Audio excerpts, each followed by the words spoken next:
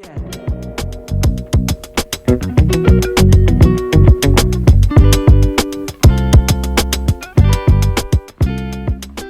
special family, welcome back to another video. If you're new here, hi, I'm Autism Mom, and on this channel we talk about autism and everything in between. Today's video is a sad video, and let me let you watch it for yourself and then we'll get back to the video. Here's the fair use reaction video. Tell you all about what happened. Okay,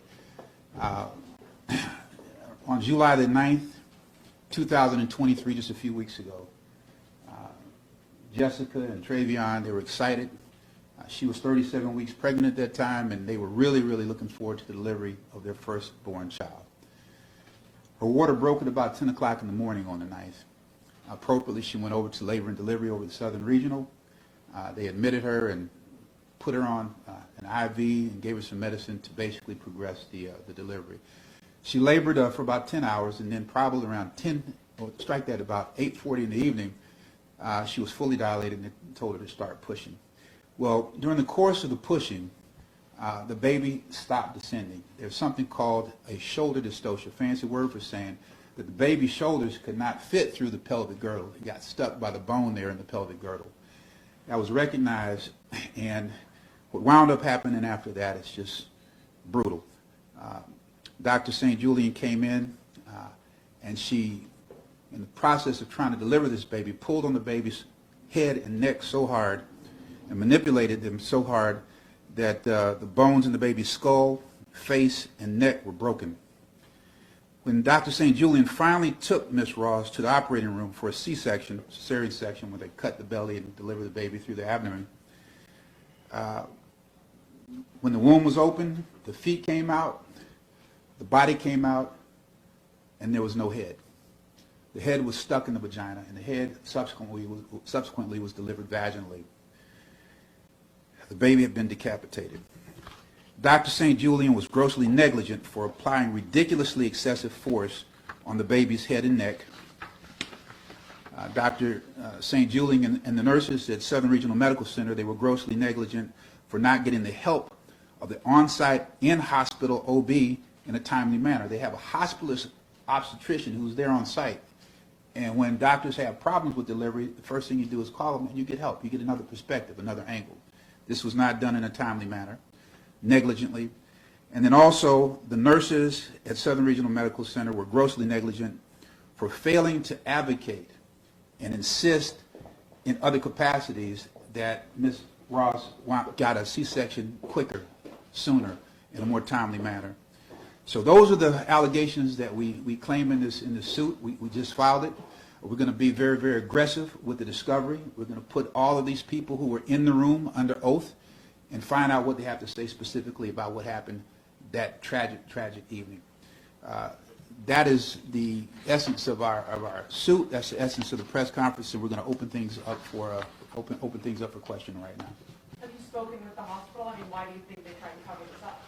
Yeah, we cannot speculate about what the motivations were for the lack of candor, the lack of disclosure, the misrepresentation, and the fraud.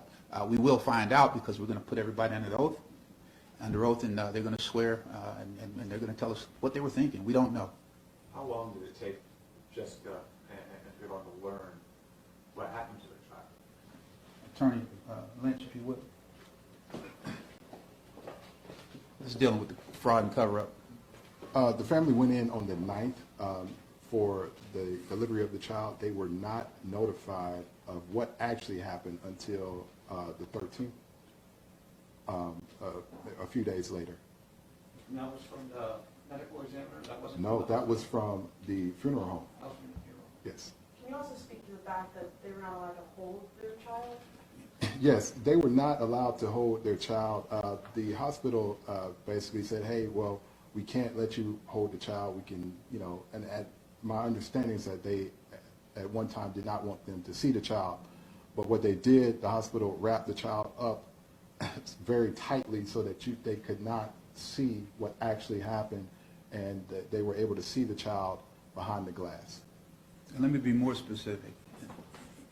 In an attempt to basically misrepresent and miscommunicate to the family, when they wrapped this baby up tightly, they propped the baby's head up on top of the blanket to make it appear as though the head was actually attached when it wasn't. So they actually saw the baby on the day of the delivery? The day that morning, well, the day of the delivery, it's my understanding that same day. So when I say same, they kind of went from the 9th into the 10th. So the stat C-section was called at about close to midnight. The surgery was over at 3 in the morning. The first conversation that Dr. St. Julian had with the couple was at about 5 in the morning, and that's when there was not total candor and disclosure at that time. The records reflect that Dr. St. Julian came in the next day and the next day after with the intention of actually telling the couple the truth. The couple reasonably didn't want to talk to her at that time, and finally, a day after she was discharged, there was a meeting that occurred 4 days after the delivery where Dr. St. Julian came clean.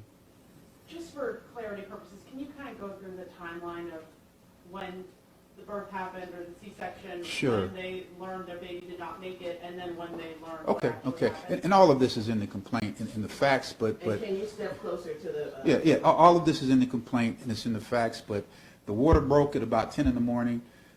They were admitted into the hospital at L&D at about 10 in the morning, 10, 11 in the morning. The labor continued at about 8:40 in the evening. That's when she was fully dilated and she started pushing. All of the shoulder dystocia and the failure to sin occurred from 8:40 until about midnight. At about 11:49 p.m., after Dr. St. Julian had been manipulating the head and the neck and the like, trying to get this baby delivered, that's when she finally called for the stat C-section. And they took Miss Ross from the labor delivery suite, which is a separate room. The operating room was just right next door. So they rolled through the doors, and then they proceeded and started with the C-section. The C-section, the baby was delivered at about 12:11. That's what the records show. You could go back to the complaint and just verify. But about 10 minutes after rolling the baby back there, the mother back there, the baby was delivered. Again, half of the baby first, and then the head a couple seconds after that. And then at 5 in the morning, after the surgery was over at 3 in the morning. At 5 in the morning, that's when Dr. St. Julian came in and gave them the misinformation. Did your clients raise concerns during the delivery about how things were going, and did they feel like they were ignored because of their race? The answer is, in fact, yes. There's going to be more evidence developed in this, but my clients asked for a C-section much sooner than it was ever delivered, while the baby was viable. And I don't know if Jessica or Trayvon are willing to talk about just what the emotional impact has been like. I can tell you, we've asked them to do that. They've declined at this point. It's just too overwhelming for them. I mean, that was the plan as of yesterday, but when they were sitting in the conference room, they looked at y'all and said, we just can't do it. Sorry, one more question. Did any feel like insurance or lack of insurance was playing into this at all, and the decision not to go for a C-section sooner? No. All right.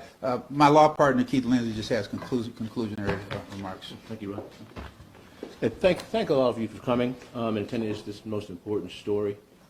It is as horrific as it sounds.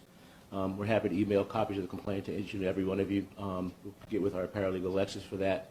And then if you have any questions or requests for interviews, contact Ryan Julison. His number is 321-377-6877. Ryan Julison, and that's Julison @ So you've seen that video. I don't even want to know what the parents are going through.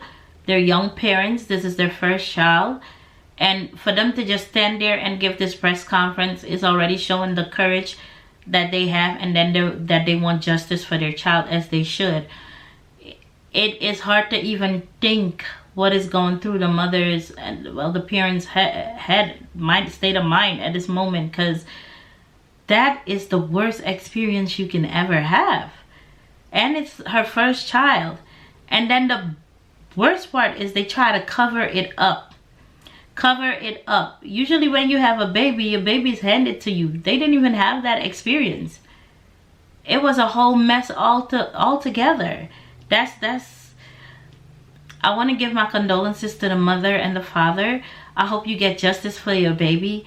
Keep fighting. Put whoever needs to be put behind bars, and sue the living daylights out of them. Get as much out of them as you can, because what they put you through was hell, and your baby is not coming back from that. So I pray that God gives you the strength and wisdom to go through this time of need, but you go all the way if you have to. And my condolences again to you guys and your family and your support system.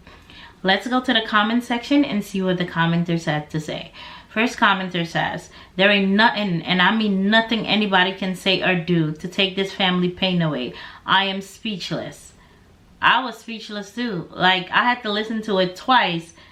And the finesse, the way they gave them the runaround, and they only told them about their baby 3 days later. The games they played, just awful. Next commenter says, this happened to me and my son back in 2004. Oh my God, I'm sorry. I never got justice for my son, and I'm praying for this mother because the memory still haunts.